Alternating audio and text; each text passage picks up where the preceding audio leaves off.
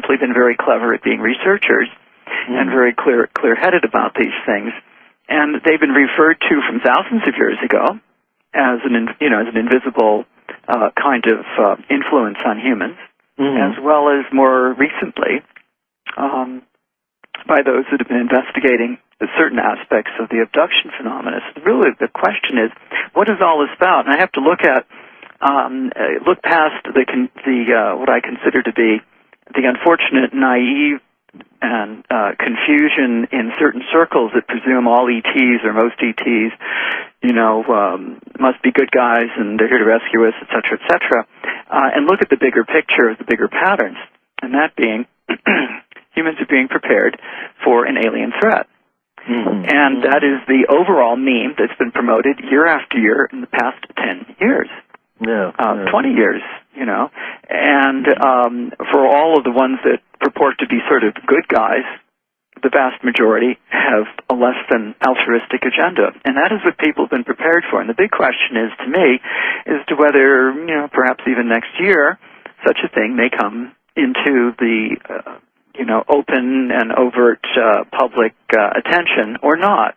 And I think that depends a great deal on what takes place over the coming months.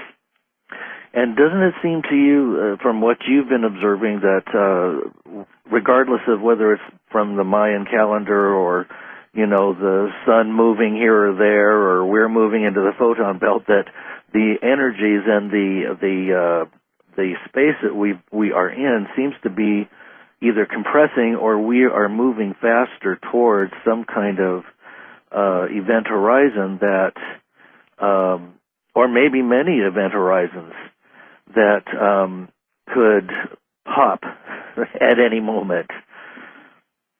I mean, there's so many different things that are going on the planet, and I don't want to get sidetracked on that because I want to relate it to the idea that we're in a period when it's possible that we might be able to ride this tide and ascend to a higher, to somehow move out of this collective dissonance and the darkness that has prevailed since the beginning of time into some kind of higher new reality. Well, I think the first thing is that it's important for people to really take a look at what's most important to them. And there's an expression that that comes out of some of the earlier theosophically oriented work, and I've used it myself, and of course I no longer do. And we're not human beings having a spiritual experience, but spiritual beings having a human experience. And the fact is that while it seemed very clever turn of phrase, I believe is a falsehood itself. And there's a great deal of confusion around the notion of ascension.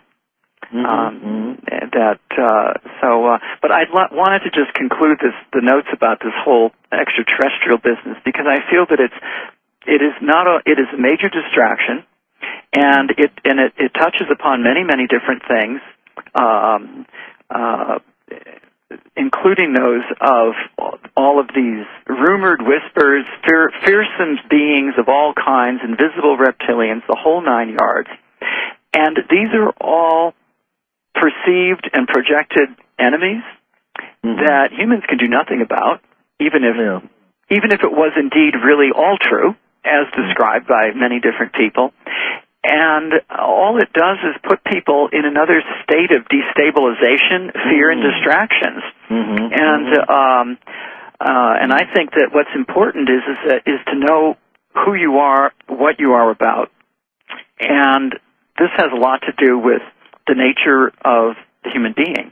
And that maybe a long time ago, that humans had more of an advanced animalistic nature, where there was, of course, all the things that one would associate with the body in terms of protecting itself, right? And getting by and procreating and all of those things. And that the sense was it developed a higher ethics, a social reference that goes beyond what you'd find in some more developed animal societies. beyond what you'd have of different cousins, aunties, and alphas, and what have you, all looking after the families. You know, I'm thinking of wolves and other advanced societies, and developed more of a social sense of an ethos and an individual I that was a bit more individuated, but still was closer all to, you know, an animal consciousness, and higher beings would come and go, touching in on these beings. But over time, for better or for worse, the humans developed more of a critical mass of an I, with a greater sense, even though it was heavily distorted and obfuscated, of a greater sense of awareness of something else. And, of course, there were those that penetrated some of the invisible dimensions and reported back to their fellow humans, and, you know, they became healers, teachers, what have you. So what we have is an unusual situation today, and this has a lot to do with, as far as I'm concerned, why things have taken as long as they've taken to get to this point. And that is that we have not only a situation where there's larger being, higher self, a soul being, whatever you want to call it, associated with an individual human, most humans now.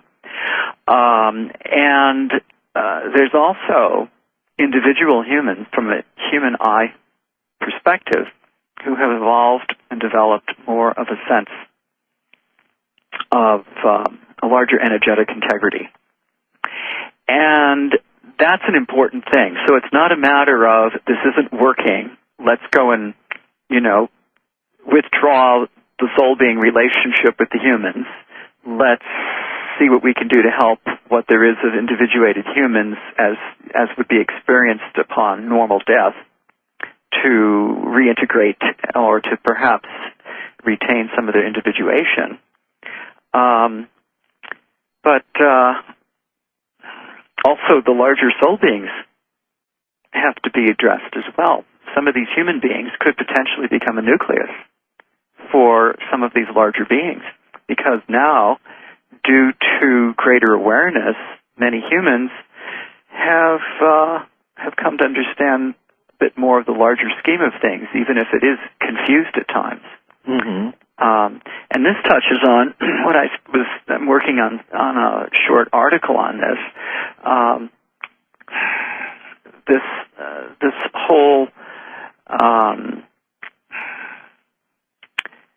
whole problem of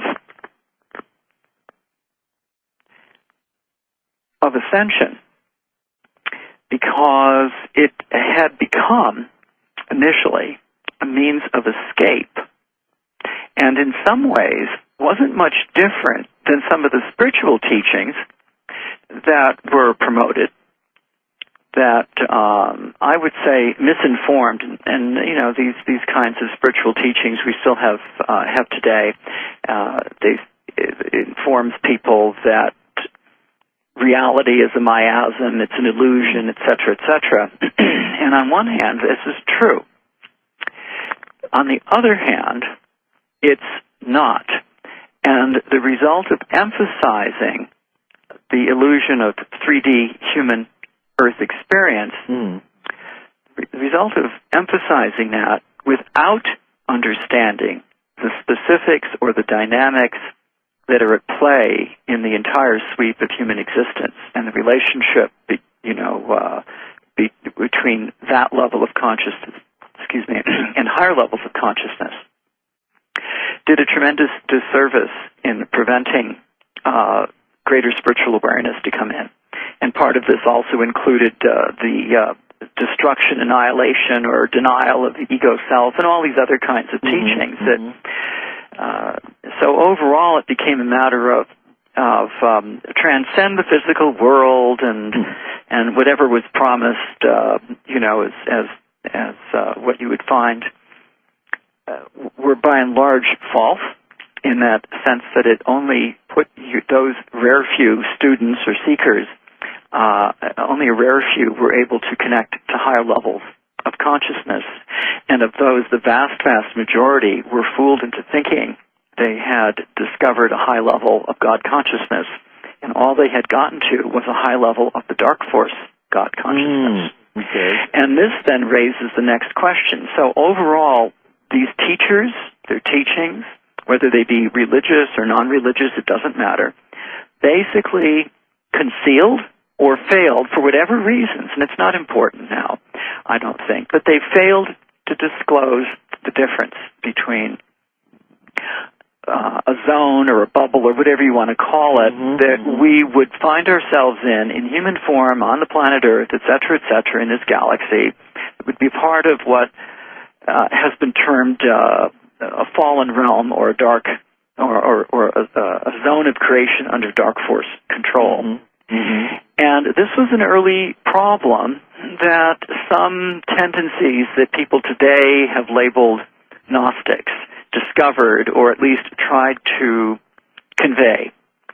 But even amongst those types, way back when, thousands of years ago, they had different opinions on this whole matter, and it wasn't a single unified set of teachings. So today, while I know that Gnosticism and Gnosis and all of this has become much more of interest to people who are spiritually seeking greater truth, there's a great deal that's being promoted under those labels that is not true. And some of it is actually under the dark side perspective. So this is a confusing thing, but it was very interesting. It's one of the few things from a long time ago that has been able to be conveyed today, at least through some record. And this ties in also with the alien phenomena in the regard of various somewhat invisible or interdimensional dark beings that they're like an infestation, and they prey upon energy, they influence behavior, they're parasitic entities, and it interpenetrates this reality. And so this is why the whole extraterrestrial thing is of concern and interest to spiritually minded people. And it has nothing to do with whether anyone is going to disclose anything about government involvement. It's totally irrelevant.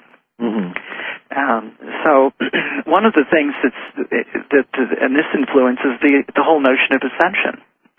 Now, there were various mystery schools or initiations that were really about helping those human candidates who could make the grade, so to speak. We're talking a long time ago now, to develop a direct contact with, we'll call it the dark force creation lords, or whatever you want to refer to them. And so imagine if you were an aspiring human a long time ago and you wanted to really know more, be more, all of that, right? Sounds like an army ad.